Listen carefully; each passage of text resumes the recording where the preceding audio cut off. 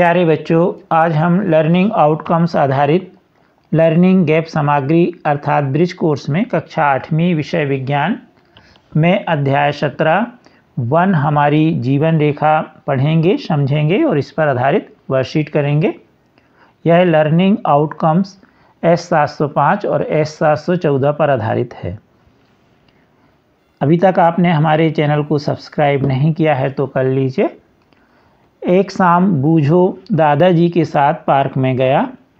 उसमें उनका परिचय अपने मित्रों से कराया।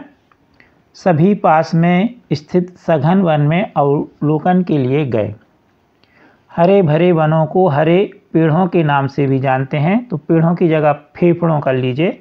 हरे फेफड़ों के नाम से भी जानते हैं क्योंकि यह हमारे फेफड़ों के समान कार्य करते हैं। यह वायुमंडल में ऑक्सीजन एवं कार्बन डाइऑक्साइड के संतुलन को बनाए रखते हैं। तो जिस तरह हम श्वसन क्रिया करते हैं और ऑक्सीजन लेते हैं और कार्बन डाइऑक्साइड छोड़ते हैं, इसी प्रकार पेड़ पौधे प्रकाश संश्लेषण की क्रिया करते हैं और कार्बन डाइऑक्साइड लेते हैं और ऑक्सीजन छोड़ते हैं। इस प्रकार ऑक्सीजन और कार्बन डाइऑक्साइड का संतुलन बना रहता है। हम सांस लेने के लिए फेफड़ों का उपयोग करते हैं और यहाँ हरे पेड़ पौधे हैं, तो यह जो है ये क्या करते हैं, प्रकाश संश्लेषण के द्वारा कार्बन डाइऑक्साइड को ऑक्सीजन में बदलते, इसलिए हरे भरे वनों को हरे फेफड़े भी कहते हैं। वन जल शोधन तंत्र की तरह भी करते हैं। वन क्या करते हैं, जल को शुद्ध करने में भी सहायक हैं। वन जीवों का आश्रय एवं आवास भी हैं। शेर, चीता, बाघ, हिरण, बारहसिंगा, भालू, हाथी, सुकर, बायसेन, गीदड़ ये सघन वन में रहते हैं। वन इन्हें आश्रय एवं आवास देते हैं। आप जानते हैं बहुत सारे जंगली जीव जंतु होते हैं, उनमें से कुछ नाम लिखे हैं, कुछ को तो आपने देखा भी होगा। तो ये सब वन में रहते हैं, आश्रय और आवास प्राप्त होता है। आवास का मतलब जैसे हम घर में रहते वैसे ही वह वन में रहते हैं। जंगली वृक्ष या वन साल, टीक, सैमल, शीशम, नीम, पलाश, अंजीर, खैर, आंवला, बांस, कचनार, बबूल ये सभी वन में पाए जाने वाले वृक्ष हैं। वन जीवों का आवास है। जंगली जीव सघन वनों में रहते हैं एवं अन्य जंगली जीवों से भी वनों में अन्य जंगली जीव भी वनों में रहते हैं। शोर करने पर ये जीव घबरा जाते हैं और हमें नुकसान पहुंचा सकते हैं। अतः वन में शोर नहीं करना चाहिए। तो यदि हम वन में जाके बहुत ज़्यादा शोर करें तो ये जंगली जीव घबरा जाते हैं और हो सकता है हमारे ऊपर ये अटैक कर दें। बितान या कैनोपी, ऊंचे वृक्षों की शाखाएं कम ऊंचाई के वृक्षों के ऊपर की छत की तरह दिखाई देती हैं, जिन्हें हम बितान या कैनोपी कहते हैं। वृक्षों के आकार के आधार पर भेद। वृक्ष जिनका तना मोटा, भारी, ऊंचाई अधिक, जड़, तना, शाखाओं में विभेदन होता है, जैसे बड़े, इसमें बड़ लिखा है, बड़, पीपल, नीम, बबूल आदि। बड़ यानी बरगद कहलाया। झाड़ी जिसका तना हरा, ऊंचाई वृक्ष से कम एवं कमजोर तना होता है, जैसे गुलाब, कपास, मेहंदी, नींबू, सीताफल आदि।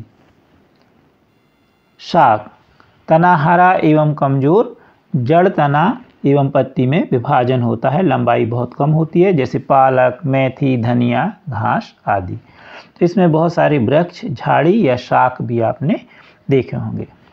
अधोतल वृक्षों के शिखर की आकृति और आमाप अलग अलग होती है। इस कारण किसी वन में विभिन्न ऊंचाइयों पर क्षैतिज परत बनी होती है, इन्हें हम अधोतल कहते हैं। तो इनके वृक्षों की शिखर की आकृति और आमाप क्या होती है, आमाप मतलब ऊंचाई अलग अलग होती है। इस प्रकार इसमें एक क्षैतिज परत बन जाती है, जिसे हम अधोतल के नाम से जानते हैं।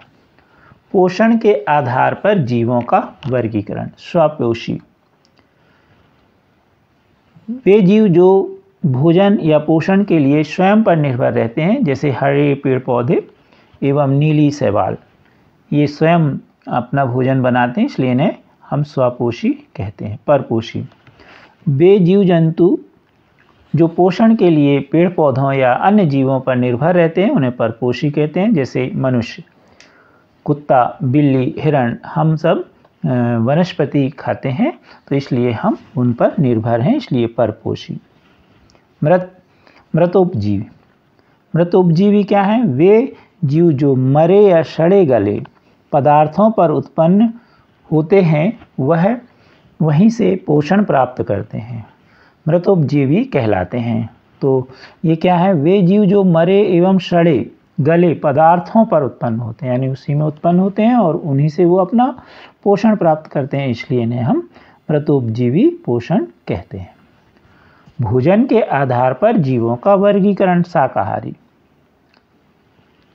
ऐसे जीव जो केवल पेड़ पौधों या उनसे उत्पादों पर भोजन के लिए निर्भर रहते हैं शाकाहारी जीव कहलाते हैं, जैसे हिरण, खरगोश, बकरी, गाय आदि।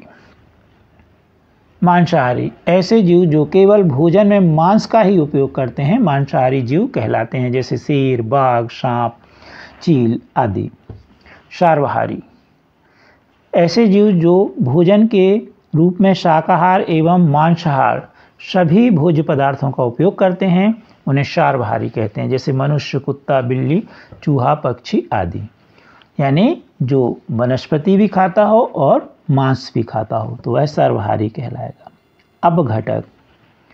वह सूक्ष्म जीव जो मरे एवं सड़े गले पदार्थों में उत्पन्न होकर जटिल कार्बनिक पदार्थों को कार्बनिक पदार्थों में विघटित कर वनों एवं प्रकृति का शुद्धिकरण करते हैं अपघटक कहलाते हैं। यानी ये जो जीव जंतु मर गए, सड़ गए, उनका ये विघटन कर देते हैं, इसलिए इन्हें हम अपघटक कहते हैं।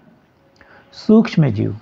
ऐसे जीव जिन्हें हम साधारण नेत्रों से नहीं देख पाते, जिन्हें देखने के लिए आवर्धक लेंस यानी लेंस की या सूक्ष्मदर्शी की आवश्यकता होती है, उन्हें हम सूक्ष्म जीव कहते हैं। ह्यूमस। सूक्ष्म जीव मृत पादपों एवं मृत जीवों के ऊतकों को भोजन के रूप में खाकर गहरे रंग के भूरे भूरे पदार्थ में बदल जाते हैं, जो मृदा के लिए पोषण देने का कार्य करते हैं, ह्यूमस कहलाते हैं। मिट्टी वगैरह में ये होते हैं और ये भूमि में फसल के लिए फायदेमंद होते हैं। भौम जल स्तर। भूमि के सतह के नीचे संग्रहित होने वाला जल भौम जल कहलाता है। वर्षा के जल के प्राकृतिक अवशोषण का कार्य करते हैं, जो भूमि में भौम जल के स्तर को बनाने में सहायक होते हैं, बनाए रखते हैं। तो जब बारिश होती है, वर्षा होती है, तो जो जल है वह पृथ्वी के अंदर चला जाता है और यह जल ही भौम जल कहलाता है, जो हमें कुएं या नलकूप या दूसरे शब्दों में आपके समरसेल के द्वारा जो होता है उससे हमें पानी प्राप्त होता है। तो ये सब भौम जल कहलाता है, यानी जल जमीन के अंदर से जो जल प्राप्त हुआ। वनों की कमी। वनों की कटाई, सड़कों, इमारतों का निर्माण, औद्योगिक विकास, कच्चे माल का वनों से दोहन, पालतू जानवरों की चराई, आग लगना, प्राकृतिक आपदाएं, इन सब के कारण वनों में क्या हो रही है? कमी हो रही है। वनों का महत्व। वन एक गतिक सजीव इकाई हैं। वन पादपों, जीवों एवं सूक्ष्म जीवों के बीच मिलकर तंत्र बनाते हैं, जल स्तर बढ़ाने में सहायक हैं, कच्चे उत्पाद वनों से प्राप्त होते हैं, ऑक्सीजन एवं कार्बन डाइऑक्साइड का नियम बनाए रखते हैं, जंगली जीवों को आश्रय आवास देते हैं, ताप को नियंत्रित करते हैं। वन उत्पाद यानी हमें वनों से क्या क्या प्राप्त होता है? तो वनों से हमें लकड़ी, कत्था, लाख, जड़ी बूटियाँ, फल, बांस, मसाले, औषधियाँ, तेंदुपत्ता, गोंद आदि प्राप्त होती है। खाद्य श्रृंखला। प्रकृति में विभिन्न जीव भोजन के लिए परस्पर निर्भर रहते हैं। भोजन की निर्भरता में जीव एक श्रृंखला बनाते हैं, इन्हें हम खाद्य श्रृंखला कहते हैं। यानी जैसे घास है तो घास को हिरण ने खाया, हिरण को शेर ने खाया, तो ये एक खाद्य श्रृंखला, छोटी खाद्य श्रृंखला हो गई। इसमें 3 ही आपके जो खाद्य श्रृंखला के पद हैं उसमें 3 हैं, घास, हिरण और शेर। अगले में देखें, घास को कीट ने खाया, कीट को मेढक ने खाया, मेढक को सर्प ने खाया और सर्प को गरुड़ में। तो ये भी एक खाद्य श्रृंखला ही है। इसमें कितने चरण हो गए? 1, 2, 3, 4 और 5 स्टेप हो गए। तो इस तरह सीधी सी शुरुआत घास से होगी और अंतिम चरण जो है वह ज़्यादातर मांसाहारी से खत्म होगी। अब हम देखते हैं अभ्यास वर्कशीट 1। वनों में रहने वाले जीवों के नाम लिखिए। तो बहुत सारे नाम हैं, आपको जो लिखना हो इसमें जो लिखे वो हम आपको बता देते हैं। वनों में रहने वाले जीवों के नाम बारहसिंगा, भालू, हाथी, सुअर, गीदड़, बारहसिंग, शेर, चीता, बाघ, हिरण, ये सभी आते हैं। प्रश्न दूसरा, अपने क्षेत्र के आसपास के वनों में भ्रमण करने के बाद वनों में पाए जाने वाले जंगली पौधों के नाम लिखिए। तो आप लिख दीजिए शीशम, पलाश, बबूल, सागौन, साल, महुआ, नीम, आंवला, अर्जुन, हर्रा आदि। प्रश्न तीसरा, वनों को हरे फेफड़े क्यों कहते हैं? ये पर्यावरण के लिए क्यों महत्वपूर्ण? तो ये हमने अध्याय में आपको समझाया है। हरे भरे पेड़ों को हरे फेफड़े के नाम से भी जाना जाता है क्योंकि वह हमारे फेफड़ों के समान कार्य करते हैं। वह वायुमंडल में ऑक्सीजन और कार्बन डाइऑक्साइड के संतुलन को बनाए रखते हैं। अगला प्रश्न है, वनों में भ्रमण के दौरान हमें शोर क्यों नहीं करना चाहिए? तो वनों में भ्रमण के दौरान हमें शोर क्यों नहीं करना चाहिए? क्योंकि शोर करने से जीव जंतु घबरा जाएंगे और हमें नुकसान पहुंचा सकते हैं। अगला प्रश्न है, बितान या कैनोपी का वनों के संबंध में क्या अभिप्राय है? ऊंचे वृक्षों की शाखाएं कम ऊंचाई के वृक्षों के ऊपर छत की तरह दिखाई देती हैं, जिन्हें हम बितान कहते हैं। अगला प्रश्न, अधोतल किसे कहते हैं? वृक्षों के शिखर आकृति और आमाप अलग अलग होती है। इस कारण किसी वन में विभिन्न ऊंचाइयों पर क्षैतिज परतें बन जाती हैं, जिन्हें हम अधोतल कहते हैं। प्रश्न 7वां, वनों से हमें कौन कौन सी वस्तुएं प्राप्त होती हैं? तो बहुत सारी प्राप्त होती हैं। इसमें से कुछ हम देखें, लकड़ी, जलाऊ लकड़ी भी होती है और इमारती लकड़ी भी होती है। कत्था, लाख, जड़ी बूटियाँ, फल, औषधियाँ, तेंदुपत्ता, गोंद आदि। प्रश्न 8वां, वन जीव जंतुओं की किस तरह सहायता करते हैं? तो ये जो वन हैं जीव जंतुओं को आश्रय एवं आवास भी देते हैं और जीव जंतुओं को भोजन भी वनों से ही प्राप्त होता है। अब आते हैं वर्कशीट 2। तो अभ्यास वर्कशीट का पहला प्रश्न है 2 का, जिनका तना मोटा एवं कठोर होता है उन्हें किस नाम से जानते हैं? 2 उदाहरण देकर स्पष्ट कीजिए।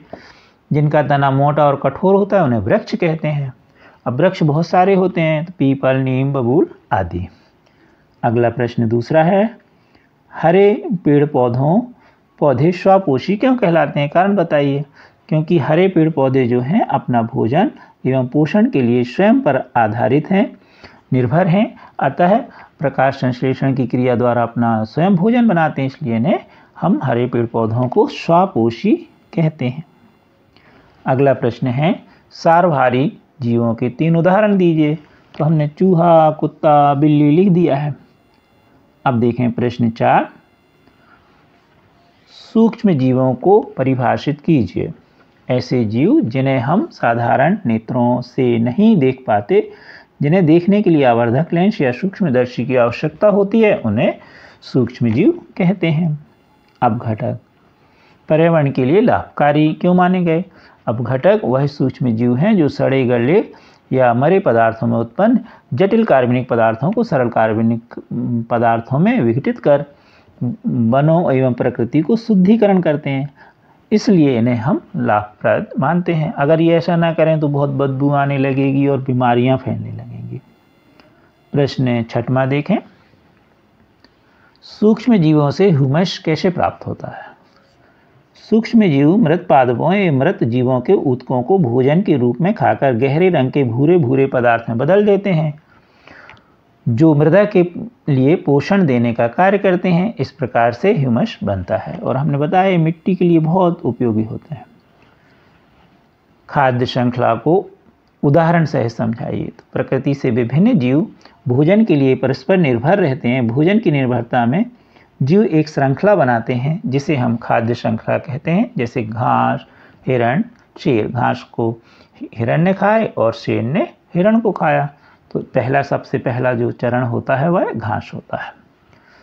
अगला प्रश्न 8वां है, हमारे आसपास वन कम क्यों हो रहे हैं? तो बहुत सारे कारण आपके इसमें दिए हैं अध्याय में, उसमें से कुछ हमने लिख दिए। अंधाधुंध वनों की कटाई, सड़कें और इमारतों के लिए निर्माण के लिए इनको काटते हैं। औद्योगिक विकास, कच्चे मालों का वनों से दोहन, आवास कॉलोनियाँ बन रही हैं तो उनमें आवास मकान बनते हैं, उसमें भी लकड़ियों के लिए पेड़ों का काम होता है और मकान बनाना है जिस जगह वहाँ भी तो उनको सब पेड़ों को काट दिया जाता है। इस प्रकार वन कम होते जा रहे हैं। प्रश्न 9वां, वनों का हमारे जीवन में क्या महत्व है? अपने भाई बहनों से विचार विमर्श कर उत्तर लिखिए। तो वन पादप जीव जंतु सूक्ष्म जीवों के बीच मिलकर तंत्र बनाते हैं, जल स्तर बढ़ाने में सहायक हैं। कच्चे उत्पाद वर्गों से प्राप्त ही होते हैं। इसी से कच्चे उत्पाद ऑक्सीजन एवं कार्बन डाइऑक्साइड पर नियंत्रण बनाए रखते हैं दोनों का।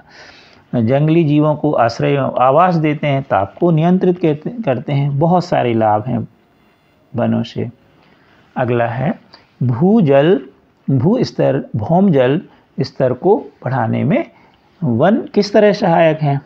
तो भूमि की सतह से नीचे संग्रहित होने वाले जल को भौम जल कहते हैं। वर्षा के जल के प्राकृतिक अवशोषण का कार्य करते हैं जो भूमि में भौम जल स्तर को बनाए रखते हैं। तो जो वन हैं ये क्या करते हैं? जल को आकर्षित करते हैं, बादलों को आकर्षित करते हैं, बारिश होती है और फिर यह इनके जड़ के माध्यम से जमीन में चला जाता है रिस करके और फिर भौम जल स्तर बढ़ जाता है। अब देखेंगे हम प्रोजेक्ट कार्य। अपने आसपास पाए जाने वाले पेड़ पौधों की पत्तियां एकत्र कर चिपकाएं, हर्बेनियम बनाएं एवं पौधों के नाम जानकर लिखें। तो यहाँ पर आप पत्तियां स्वयं जो भी आपके आसपास में उनको चिपका दीजिए, पेस्ट कर दीजिए। यह कार्य आप स्वयं कर सकते हैं बड़े आसानी से। अगला है वनों में पाए जाने वाले विभिन्न जीव जंतुओं के चित्र काट के। तो आप अपनी पुस्तक के जो पुरानी पुस्तक है उनसे या पेपर से या कहीं से भी आप कटिंग करके और चिपका दीजिए जो आपके जीव जंतु आपको चित्र के रूप में प्राप्त हों। प्रश्न 3, वनों से प्राप्त 5 वन उत्पादों के नाम लिखिए और वे किस वृक्ष से प्राप्त होते हैं, उनका उपयोग और वे कहाँ कहाँ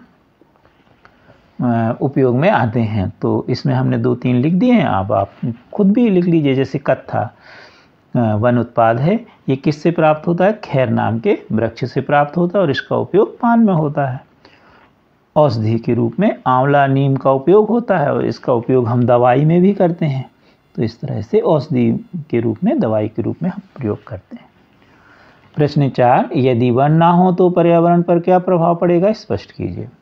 यदि वन ना हो तो वृक्षों की अनुपस्थिति में पर्यावरण में असंतुलन आ जाएगा, कार्बन डाइऑक्साइड की अधिकता और ऑक्सीजन की कमी हो जाएगी।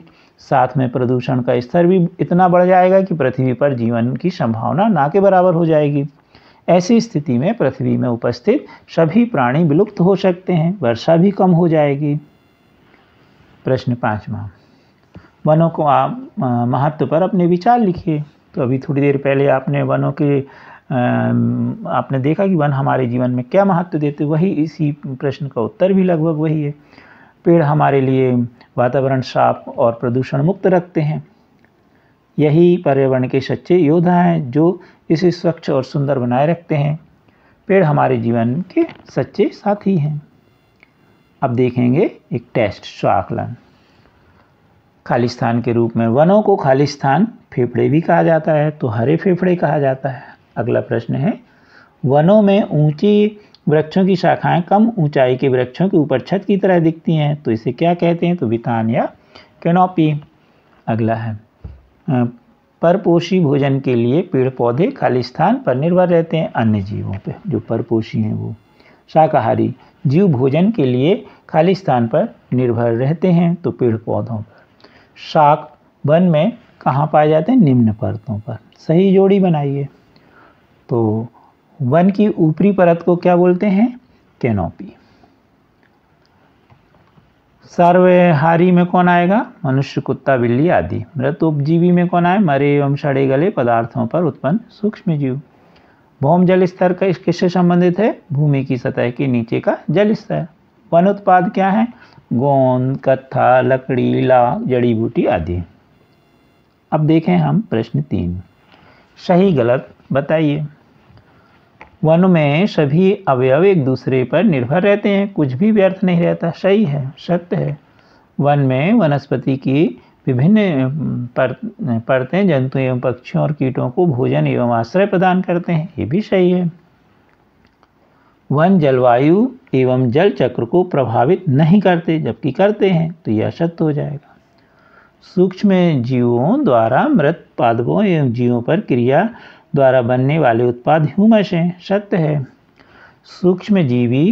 सूक्ष्मदर्शी या आवर्धक लेंस की सहायता के बिना हम सूक्ष्म जीवों को देख सकते हैं, तो ऐसा नहीं, क्योंकि वो तो सूक्ष्म है, बहुत छोटे छोटे हैं, तो इनको हम साधारण आँखों से नहीं देख सकते, तो यह असत्य हो जाएगा। Thank you.